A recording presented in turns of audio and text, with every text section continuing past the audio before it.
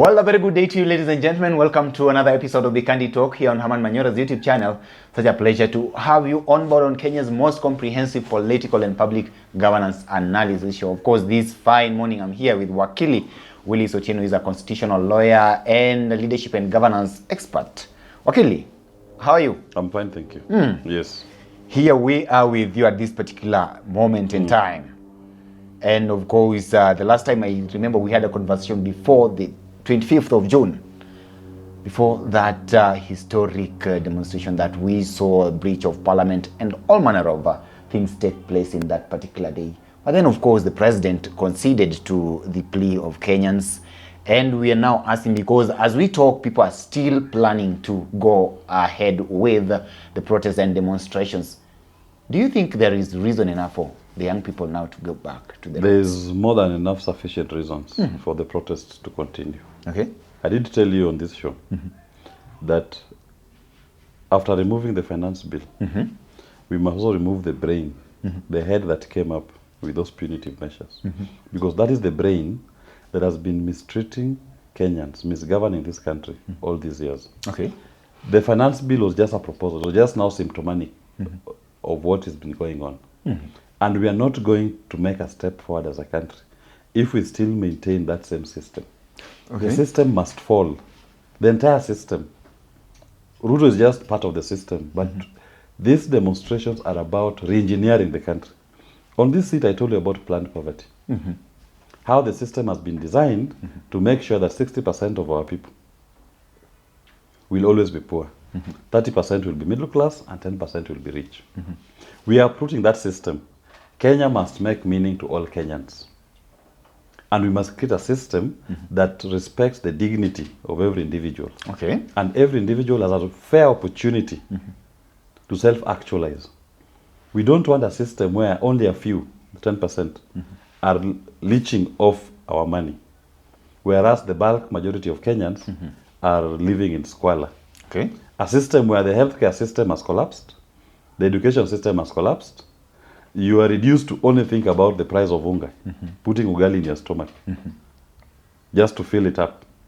No, the Kenyan people want more. We want quality life, a life of dignity. Okay. And we are not going to achieve it with this system that we have in place. That is why, even despite Ruto rejecting the finance bill, the people of Kenya are still not satisfied because he's still superintending over a political system and economic system that has disenfranchised them in their numbers. We must deal with the system. Where I am today, if I was William Ruto, the conversation you should be having with the people of Kenya is a transitional mechanism. When are we going to move into the next elections?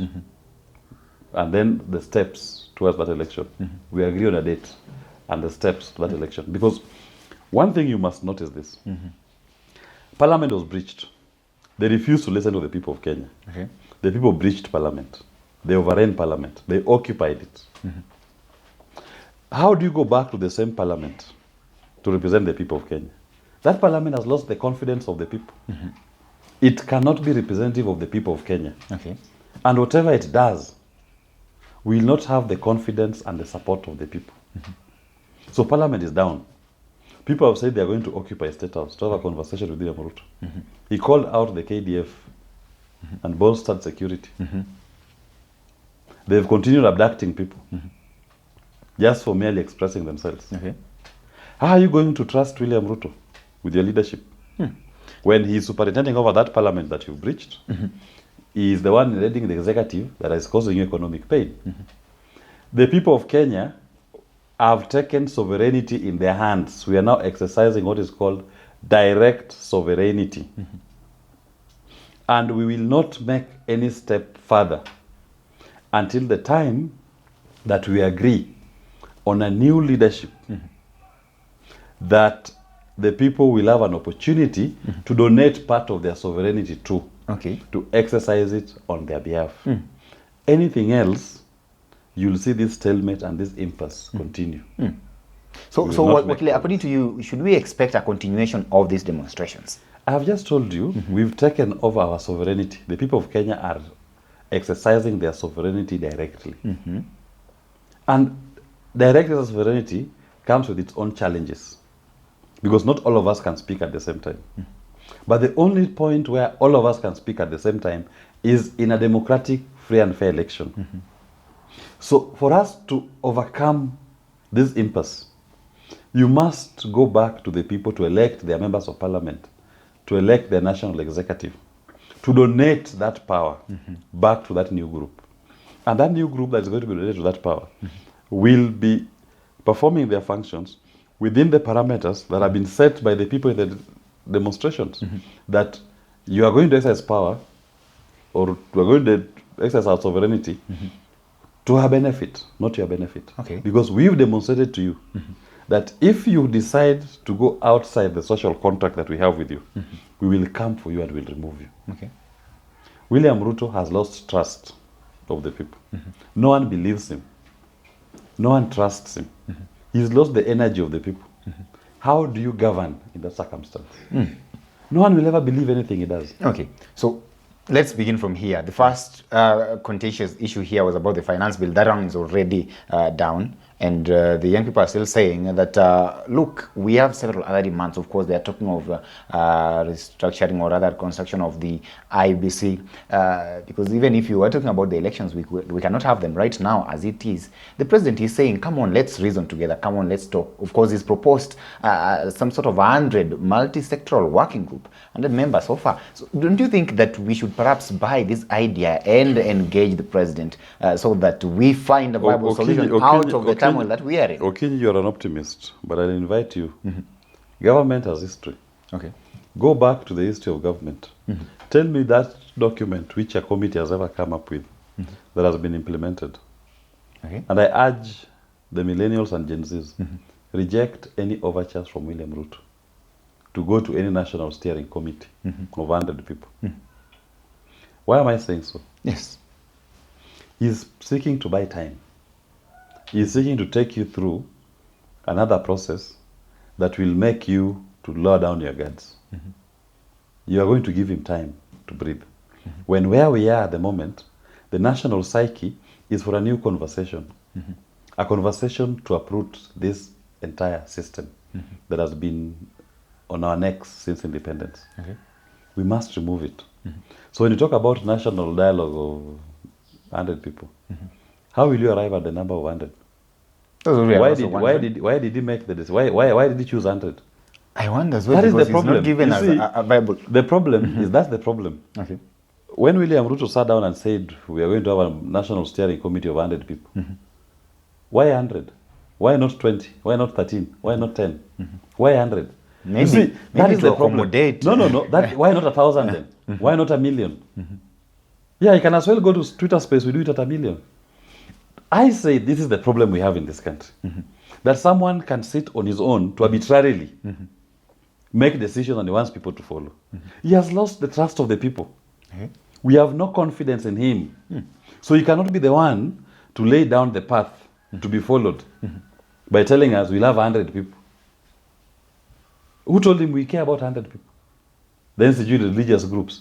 The ones that they were using to launder their stolen funds are the ones to be part of that group. I mean, the religious leaders, even until today, none of them has gone to a hospital, to a mortuary, to visit those who've been killed in these demonstrations. Okay. None of them has condemned the state for the killings. Now, those are the people you want the young people to dialogue with? They don't have face. But for William Ruto, because they are his cheerleaders, you will want them to be the ones to chaperone this conversation.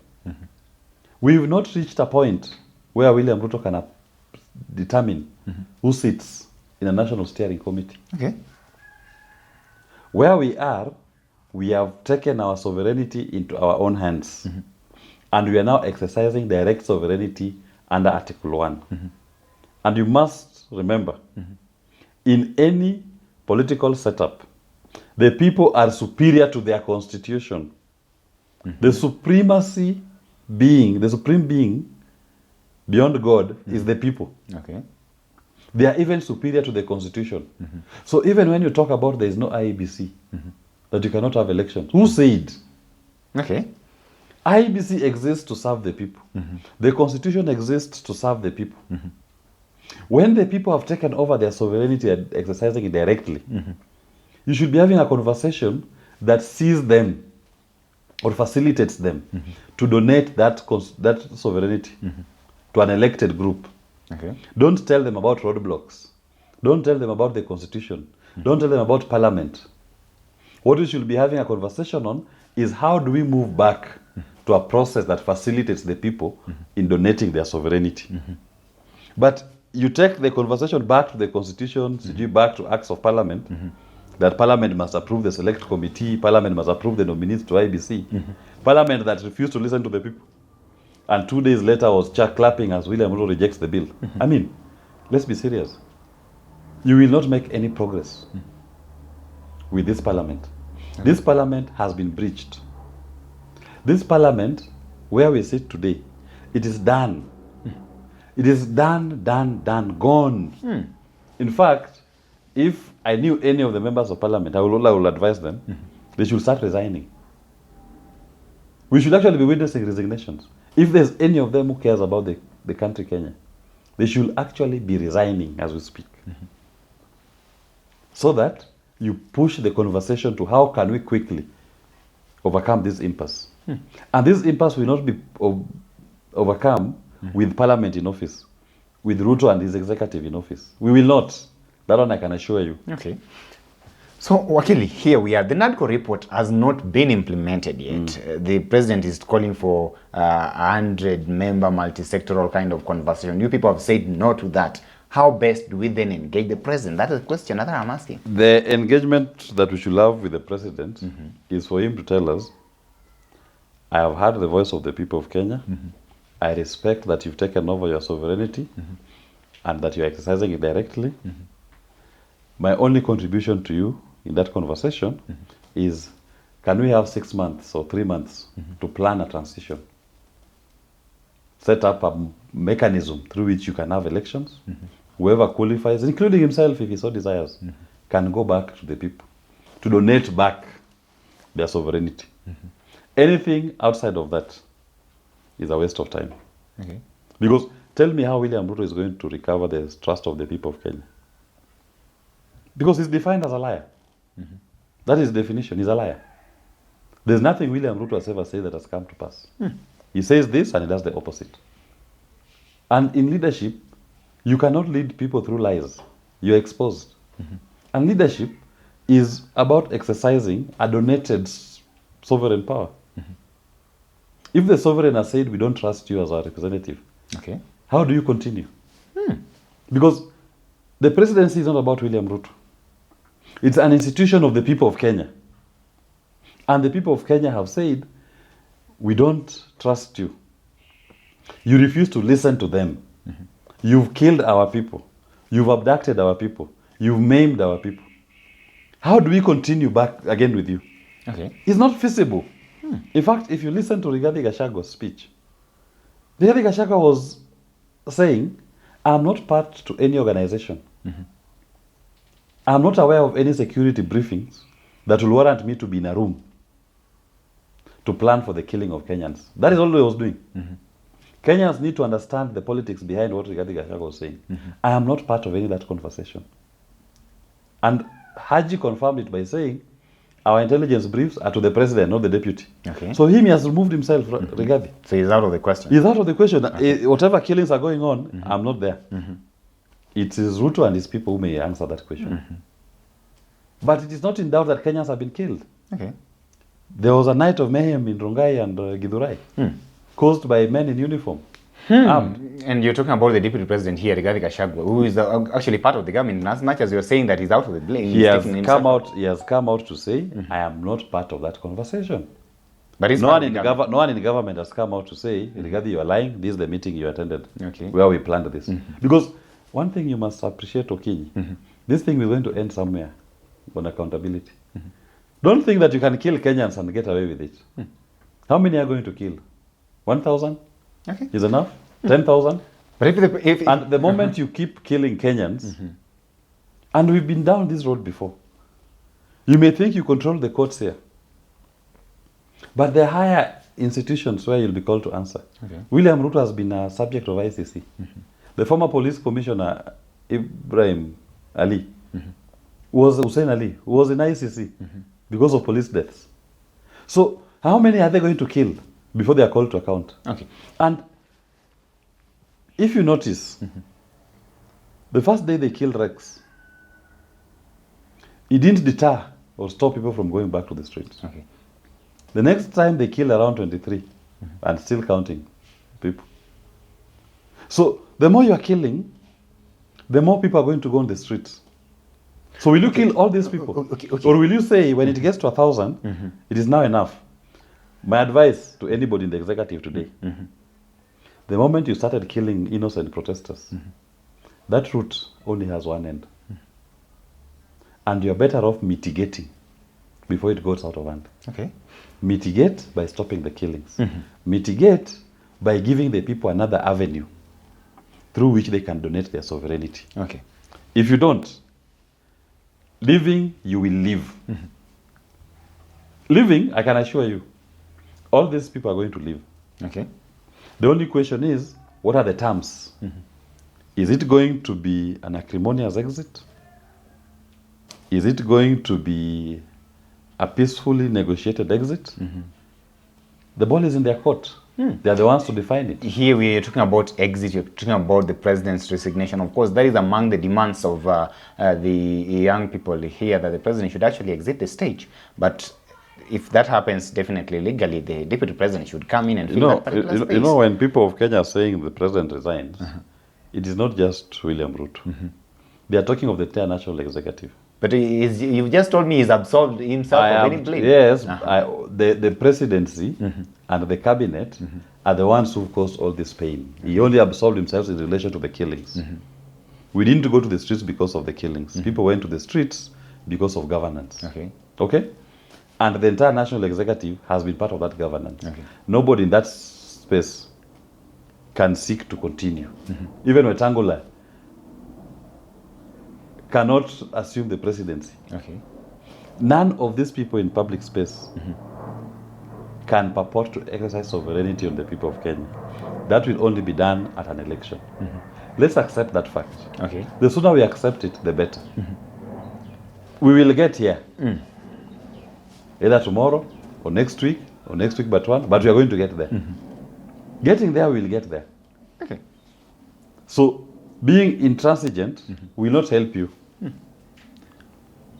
And when the people are speaking the way I'm hearing them speaking, the way I'm seeing them on the streets, please listen to your people and decide on this one if you are truly Kenya Kwanza. You know those people, their party is called Kenya Kwanza. Kenya Kwanza to mean Kenya first. Kenya comes first, not William Ruto, not Rigathi Gachagua, not the cabinet, not Wetangula. It is Kenya first. This is the time they are going to know that why their party is called Kenya Kwanza. Their coalition is called Kenya Kwanza. It is Kenya first, not them. So you support this proposal by, of course, Kalonzo Musyoka, that even the parliament should be dissolved? Of course, people have breached parliament. So it should be dissolved? Who can go back, not even dissolved. I urge members of parliament to start resigning even today. Whoever is still there, that house was breached. Whoever is still sitting in that parliament, thinking that he's exercising a donated sovereign power on behalf of the people of Kenya, is deluding himself. Practically. The people have taken it away. Just leave that space. Don't be caught up in the mark. You know the problem that I've witnessed sometimes when I used to be a village herdsboy, that sometimes when you slaughter a cow for a ceremony, you find some ticks that are still stuck on the hide. They are still thinking that the cow is alive, that they can get some blood off the cow. No, that cow is dead, my friend. What you are sucking is just the skin, the hide. The sooner you realize that the hide is going to be burnt, the better for you. So you better get off that tick, that hide, if you're a tick, and save yourself. So also those in parliament, those in the executive. This ship has sunk. It has lost the confidence of the people of Kenya. The sooner you leave it, the better. What are you doing there? So when you sit as a member of parliament, you sit that I'm here representing the people of Kenya. Which people? If that happens, how do we manage without a functional IBC? That is why I've told you, all those institutions we're talking about, they exist to serve the people of Kenya. Don't try to tie their hands into we must have commissioners.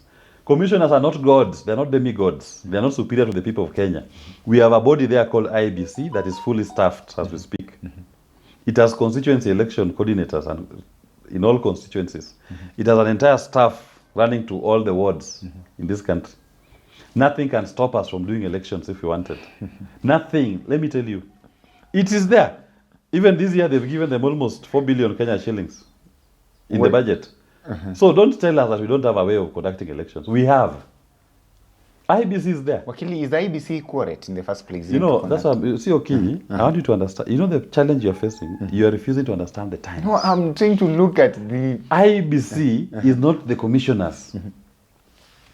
Okay. So when you still think that you can only do elections when you have commissioners, you're not understanding that the people are supreme. The people have been funding IBC as we speak. It exists. We have an election mechanism. It exists. So it exists. We have a voter register. Without commission, it exists fully. Okay. And it's even a body corporate. It is there. It exists fully funded with personnel, infrastructure and equipment, everything. It is not like you're saying we have disbanded it and the offices are closed. Even today, there's an IBC constituency coordinator today doing education sensitization of people, doing continuous registration of voters as I'm talking to you right now. So IBC exists. So don't think that you must have a commissioner in place. But that is what the system wants you to believe. Is that, you are incapable. Is that not what is in the law? Okay, what you need to understand is this. Between the people and the law, who is superior? Who is superior? Answer that question. Let me now Because ask the people... I never asked you a question, but today let me ask you. Who is superior between the people and the law? The people are... So if the people are superior, and the people have taken over their sovereignty, and the people have funded IBC as we are speaking today, if tomorrow the people decide that let IBC conduct elections, are you telling me the elections will not be conducted? The elections will be conducted because the entire infrastructure for elections exists. It exists. The only thing lacking are commissioners. Okay. 7 people. Only 7 people are lacking. 7 like this. So you see... But the entire rubric of elections, the infrastructure is there. Of course, the infrastructure is there. But then you're saying here that we can do even without them. We can, especially when the people are exercising their sovereignty directly. When that happens, the people become superior to the law. Okay. So people are saying that we can also get the services of bodies such as maybe the AU, the UN. They have electoral bodies that can come in. Those are, and even if they came in, they can come in and work with our IBC that we have here. Okay. Ladies and gentlemen, remember I've been having this conversation here with one of the sharpest legal minds here, who actually tells me that even without the commissioners, well and good, because the power belongs to the people and the people have spoken, we can still have elections. And that is, if at all, the government decides that, or rather if the president decides to dissolve parliament and call for fresh elections. Of course, that is what is being pushed by a good section of the young people outside here. Let's wait and see what takes place. Let's wait and see whether the president will actually bow down to this particular pressure. Of course, the chant Ruto must go still goes on, but we are always here and we'll keep you updated with comprehensive analysis of all that is taking place in this country and abroad. Of course, June 25th, we were there on the streets. I met quite a number of you, and of course, we engaged on that particular day. And thank you so much for being part of this family. Till we have this conversation again, have a lovely day. My name is Evans Okinyi.